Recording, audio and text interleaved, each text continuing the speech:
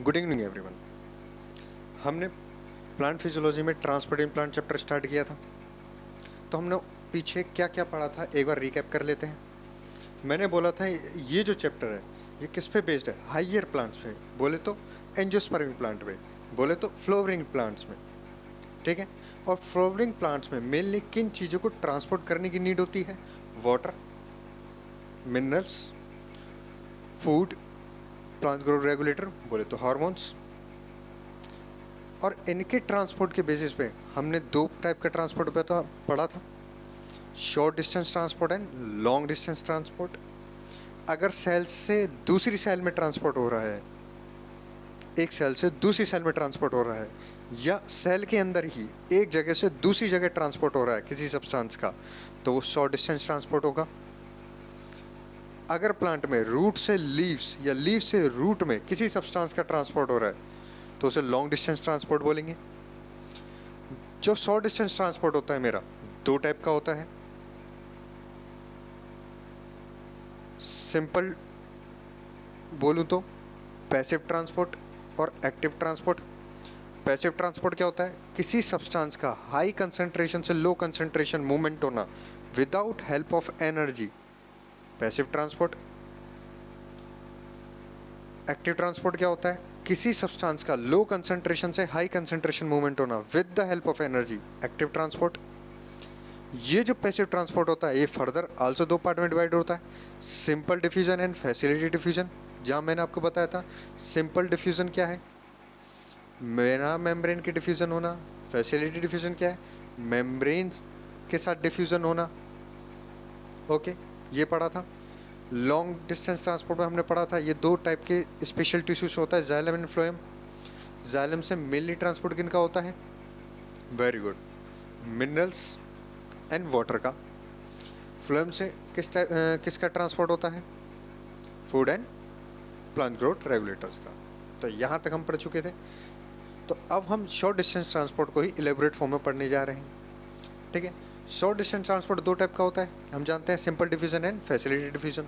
तो सबसे पहले हम सिंपल डिफ्यूजन पढ़ने जा रहे हैं। तो देखिए सिंपल डिफ्यूजन होता क्या है? सिंपली आगे वर्ड लिखा हुआ है सिंपल डिफ्यूजन, मतलब किसी सब्सटेंस का हाई कंसंट्रेशन से लो कंसंट्रेशन मूवमेंट होना without the help of energy, simple diffusion कहलाता है। किसी सब्सटेंस का हाई कंसंट्रेशन से लो कंसंट्रेशन मूवमेंट होना विदाउट हेल्प ऑफ एनर्जी क्या कहलाता है? Simple diffusion. तो डेफिनेशन पढ़ेंगे हम। द मूवमेंट ऑफ मॉलिक्यूल और एटम और ions of a material from an area of higher concentration to an area of their lower concentration is called diffusion. इसको best example से समझो कि जब आप मिरर के सामने डेओ या फिर परफ्यूम लगाते होंगे, तो जब आप उसको प्रेस करते होंगे तो उसमें से निकली जो ड्रॉपलेट है उनका कंसंट्रेशन आपके आसपास ज़्यादा होगा, और आप देखते होगे आपने लगाया है लेकिन खुशबू बराबर वाले कमरे वाले को भी आ रही है। तो होता कैसे है कि आपने जैसे प्रेस किया तो वाटर ड्रॉपलेट्स के एरोसोल के जो कंसंट्रेशन है आपके पास ज़्यादा है as compare to other room में कंसंट्रेशन कम है, तो वो एरोसोल क्या करेंगे? हायर कंसंट्रेशन से लोअर कंसंट्रेशन मूवमेंट करेंगे। तो सिंपल डिफ्यूजन हो गया, ठीक है। जैसे देखो एक बड़ी बकेट है, ठीक है। आपने क्या करा, उसमें एक नीचे से होल कर दिया तो पानी बाहर आने लगेगा। क्यों? बकेट के अंदर पानी ज़्यादा है, बाहर पानी कम है, तो हायर कंसंट्रेशन से लोअर कंसंट्रेशन पानी आ रहा है। क्या होल करने के बाद आपको कुछ करना पड़ा? नहीं ना, अपना पानी आ रहा है बिना एनर्जी खर्च किए। तो ये क्या है? मेरा सिंपल डिफ्यूज़न, ठीक है। तो इसका ये एग्जांपल है आपके सामने, diffusion of a order of perfume, spreading of crystal of camphor in water. Okay, चलिए अब दूसरी बात, डिफ्यूज़न। मैंने आपको बताया कि डिफ्यूज़न प्लांट में भी होता है। प्लांट में क्या है? लिविंग। और अभी बताया मैंने आपको परफ्यूम का एग्जांपल, परफ्यूम की बोतल क्या है? Non living. तो मैं बोल सकता हूँ डिफ्यूज़न लिविंग में भी हो रहा है, नॉन लिविंग में भी हो रहा है। तो ये कैसा है? Non specific. ज़रूरी नहीं है कि लिविंग में ही हो, जरूरी नहीं है नॉन लिविंग में ही हो, ये लिविंग में भी हो सकता है और नॉन लिविंग में भी हो सकता है। दूसरी बात, डिफ्यूज़न होने के लिए सबसे पहले क्या ज़रूरत है?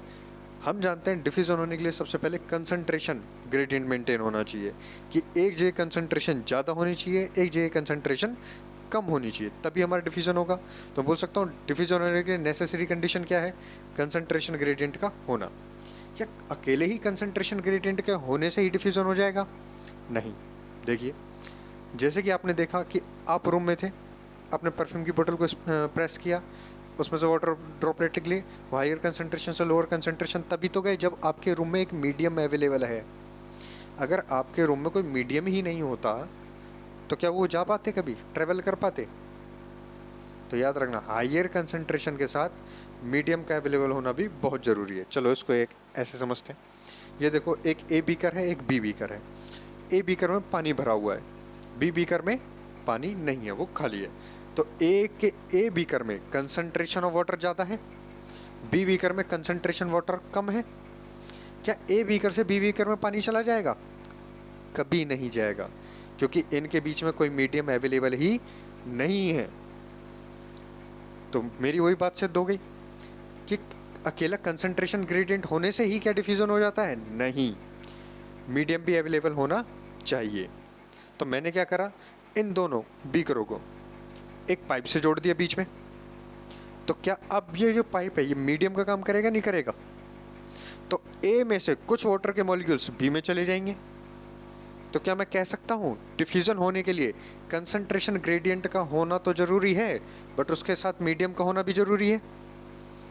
ओके।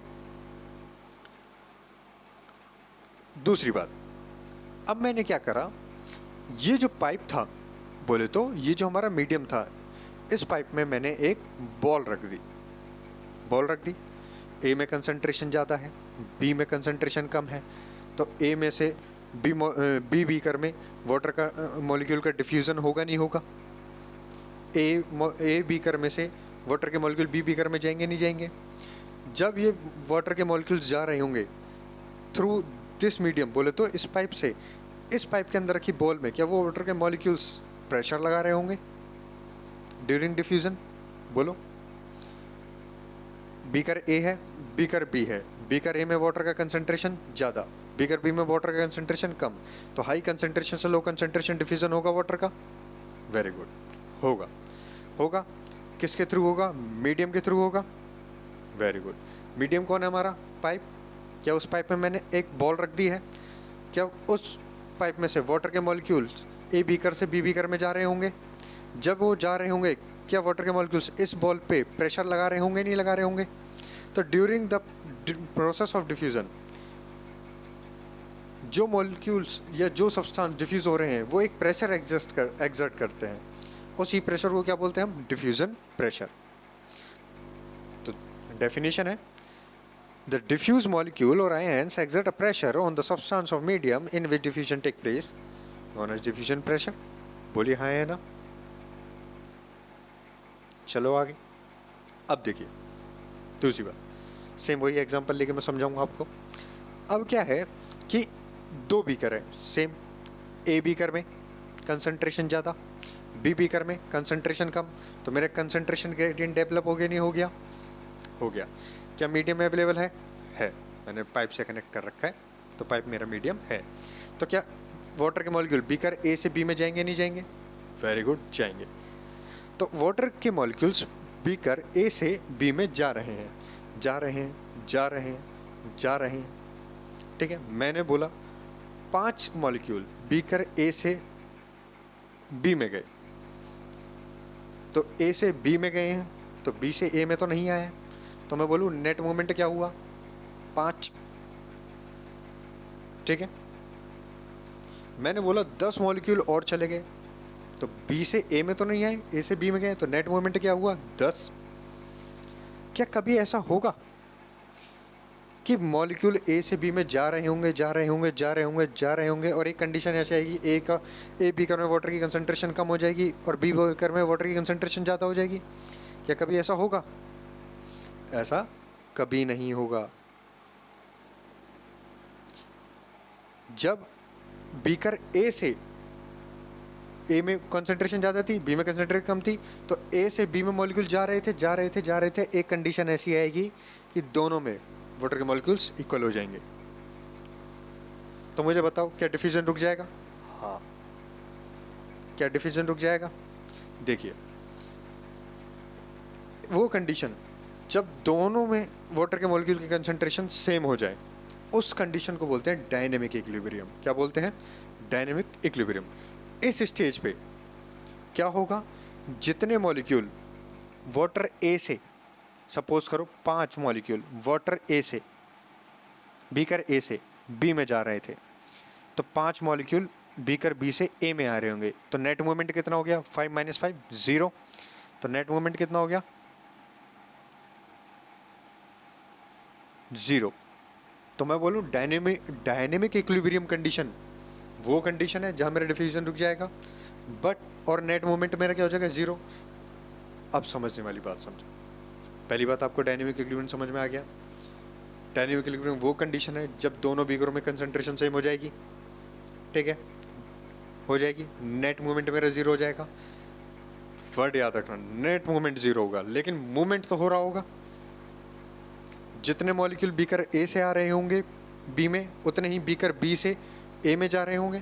तो याद रखना, मूवमेंट तो हो रहा है, बट नेट मूवमेंट क्या है? 0। तो ये वर्ड याद रखना, डायनेमिक इक्विलिब्रियम में नेट मूवमेंट तो 0 होता है, बट मूवमेंट हो रहा होता है, ठीक है। देखो, diffusion is continue till the dynamic equilibrium is not establish. Diffusion होता रहेगा, बीकर ए से बी में मॉलिक्यूल्स आते रहेंगे, जब तक आएंगे जब तक डायनेमिक इक्विलिब्रियम नहीं आ जाता। जैसे डायनेमिक इक्विलिब्रियम आएगा, क्या होगा? At this stage the movement of molecule is equal in both the direction. मैंने बोला था मूवमेंट तो होगा, जितने ए से बी में आएंगे उतने ही बी से ए में जा रहे होंगे, बट नेट मूवमेंट क्या हो जाएगा? 0। बोलो, कोई दिक्कत? चलें आगे। अब देखिए, इसको समझाते हैं। एक बीकर ए है, एक बीकर बी है। बीकर ए में पानी भरा है, बीकर बी में पानी भरा है, ठीक है। मैंने क्या करा, बीकर ए में 10 ml किसके ले लिए? ए पार्टिकल जो रेड है। बीकर बी में 10 ml बी पार्टिकल ले लिए जो ग्रीन है। तो मुझे बताइए, बीकर ए में कंसंट्रेशन किसकी ज़्यादा? रेड पार्टिकल की। बीकर बी में कंसंट्रेशन किसकी ज़्यादा? बी पार्टिकल की, ठीक है। तो मुझे बताइए, यहाँ रेड की कंसंट्रेशन तो क्या है? आर लिख दे रहा हूँ मैं, ज़्यादा। ग्रीन की कंसंट्रेशन क्या है? कम। यहाँ ग्रीन की कंसंट्रेशन क्या है? ज़्यादा। रेड की कंसंट्रेशन क्या है? कम। क्या एक कंसंट्रेशन ग्रेडियंट डेवलप हो गया? क्या मीडियम है? तो क्या डिफ्यूजन होगा? होगा। तो क्या होगा? ग्रीन ज़्यादा है, कम है, तो ग्रीन डिफ्यूज़ करेगा बी टू ए, और रेड डिफ्यूज़ करेगा ए टू बी। तो क्या ग्रीन रेड को इंटरप्ट कर रहा होगा ड्यूरिंग द डिफ्यूजन प्रोसेस? नहीं, दोनों साथ साथ चल रहे होंगे। ग्रीन बी में ज़्यादा है, तो बी से ए में ग्रीन जब जा रहा होगा, उसी दौरान ए से बी में रेड आ रहा होगा। तो मैं बोल सकता हूँ कि जब दोनों मॉलिक्यूल्स अलग अलग हैं, तो जब दो मॉलिक्यूल का डिफ्यूज़न होता है, वो एक दूसरे के कैसा होता है? इंडिपेंडेंटली। तो मैंने वही लिखा है, डिफ्यूज़न के टाइम पर मोर देन वन मॉलिक्यूल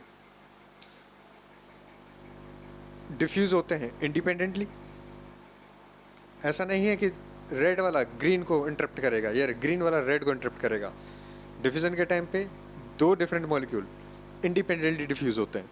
तो इसी चीज़ को एनसीईआरटी आपके एग्जाम्पल से समझाती है कि लीव्स में जब O2 प्लांट से एटमॉस्फेयर में जा रही होती है, डिफ्यूज़ हो रही होती है, उसी दौरान CO2 एटमॉस्फेयर से प्लांट में आ रही होती है। ऐसा नहीं है कि O2 का प्लांट से एटमॉस्फेयर में जाना या CO2 का एटमॉस्फेयर से प्लांट में आना एक दूसरे को इंटरप्ट करे, एक दूसरे को इंटरप्ट नहीं करता। दोनों इंडिपेंडेंटली मैनर में क्या होते हैं? डिफ्यूज़ होते हैं, ठीक है। चलिए आगे, वही चीज़ लिखी मैंने डिफ्यूज़न के लिए, ग्रीन रेड से इंडिपेंडेंटली मैनर में डिफ्यूज़ होंगे, according to their concentration gradient. चलिए आगे। हाँ ये चीज़। अब देखिए मैं अगर आपसे बात करूँ, मैं बोलूँ आपकी मैं आपकी बिल्डिंग में हूँ और बिल्डिंग में आए वहाँ मेरे को कोई मिल जाए, सपोज़ गार्ड मिल जाए, मैं उससे पूछूं कि आप क्या हो, तो वो बोलेगा मैं सिक्योरिटी गार्ड हूँ। सिक्योरिटी गार्ड क्या करता है? गार्ड करता है, रखवाली करता है, तो ऑब्वियस है। मैं बोलूँ पुलिस, पुलिस क्या करती है? बचाती है, ऑब्वियस है। सेम ऐसे ही अगर मैं बोलूँ डिफ्यूज़न, तो डिफ्यूज़न ऑब्वियस बात है गैसेस और लिक्विड में ही होगा, बट सॉलिड में नहीं हो सकता है लेकिन बहुत कम होता है, बहुत कम होता है। तो diffusion obvious in gases and liquid. अब दो चीज़ समझो, ये एनसीईआरटी की लाइन है, diffusion in solid is more likely rare than of solid. अब देखो एग्जांपल, मैंने आपको एक बकेट दी, मैंने आपको एक बकेट दी, उस बकेट में मैंने नीचे से छेद कर रखा है, ठीक है। मैंने आपको एक बकेट दी, उस बकेट में मैंने नीचे से छेद कर रखा है, ये ऐसे बकेट है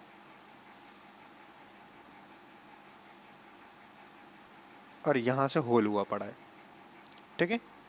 मैंने बोला इस बकेट में तुम रेत भर दो और जितना दबा दबा के भर सकते हो भर दो, ठीक है। मैंने इस छेद पे हाथ लगा रखा है, ये जो होल है यहाँ हाथ लगा रखा है और आप रेत भर रहे हो। आपने बहुत दबा दबा के रेत भरी ऊपर तक, बिल्कुल दबा।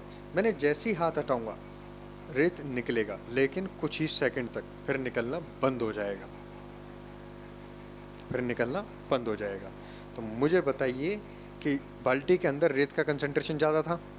ज़्यादा था। क्या बाहर कम था? कम था। क्या हायर कंसंट्रेशन से लोअर कंसंट्रेशन मूवमेंट हुआ? हुआ, लेकिन कुछ ही टाइम के लिए। तो diffusion of solid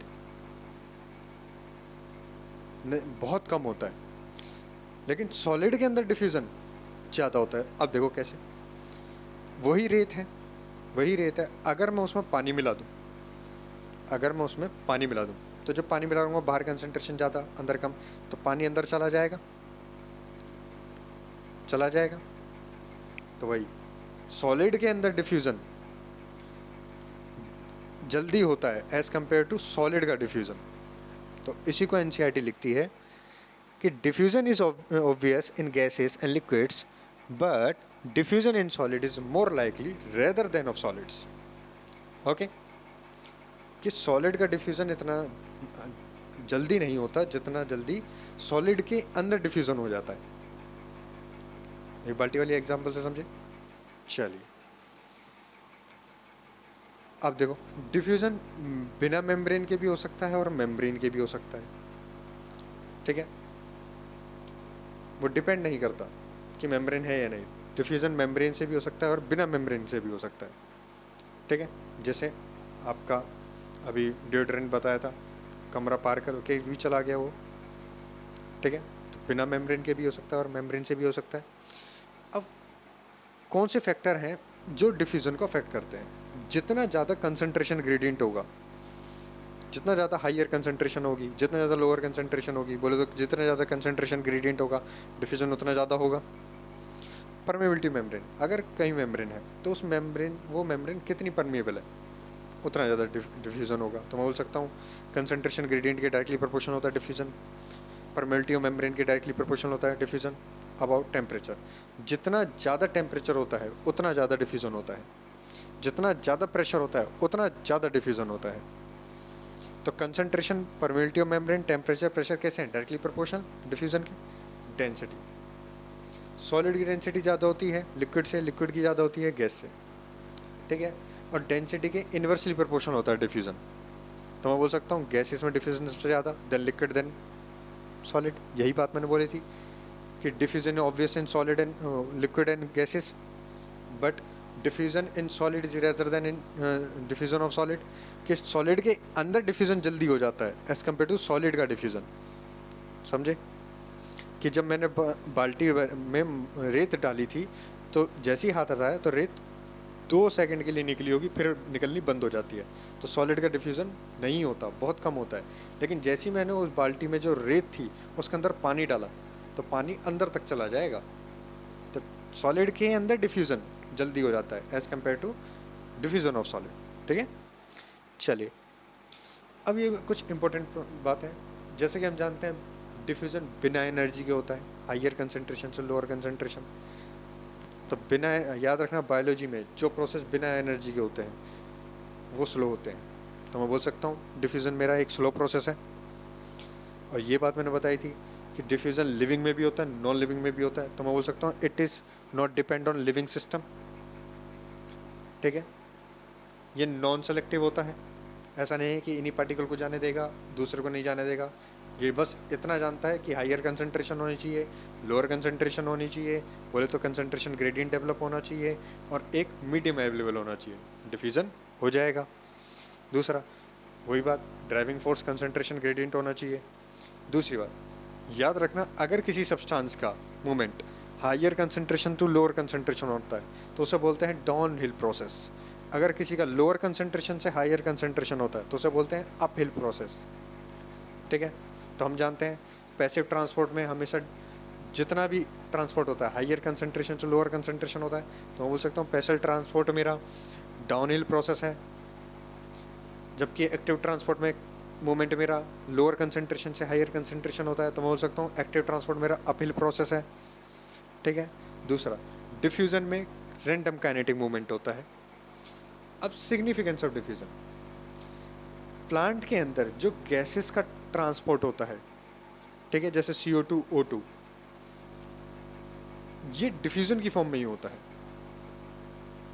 gases transport diffusion की फॉर्म में ही होता है। दूसरा, आपने देखा होगा जब गर्मियाँ होती हैं तो प्लांट के अंदर वाटर की कंसंट्रेशन ज़्यादा हो जाती है, मौसम ड्राई हो जाता है तो एनवायरनमेंट में पानी की कंसंट्रेशन कम हो जाती है। तो प्लांट के ऊपर जो लीव्स होती हैं, जहाँ लेंटिसेल्स होती हैं, वहाँ से वाटर ड्रॉपलेट बाहर आ जाती हैं। तो प्लांट के अंदर वाटर कंसंट्रेशन ज़्यादा थी as compare to atmosphere. Atmosphere में वाटर कंसंट्रेशन कम थी। तो क्या हुआ, वाटर का डिफ्यूज़न हो गया थ्रू लेंटिसेल्स। इस प्रोसेस को ही क्या बोलते हैं, ट्रांसपीरेशन। तो मैं बोल सकता हूँ transpiration is also type of diffusion. तो वही सिग्निफिकेंस ऑफ डिफ्यूज़न मैंने यही लिखा है, exchange of gases like CO2 O2 between plants and atmosphere. किसका एग्जांपल है, डिफ्यूज़न का।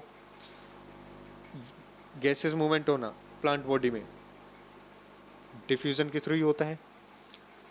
ये बात बताई थी मैंने कि the process of transport is also type of a simple diffusion. तो ये मेरा शॉर्ट डिस्टेंस ट्रांसपोर्ट का, पैसिव ट्रांसपोर्ट का पहला पार्ट सिंपल डिफ्यूज़न ख़त्म हुआ। नेक्स्ट हम स्टार्ट करेंगे facility diffusion and active transport, जहाँ हमारा शॉर्ट डिस्टेंस ट्रांसपोर्ट हमारा ख़त्म हो जाएगा। ठीक है, तो यहाँ तक पढ़िएगा, नोट्स बनाइएगा। अगर कुछ चीज़ समझ नहीं आती है तो कमेंट कर दीजिएगा, अपन अपने लेवल पे उसे सॉल्व करने का कोशिश करेंगे। ठीक है, थैंक यू, चलिए ओके बाय।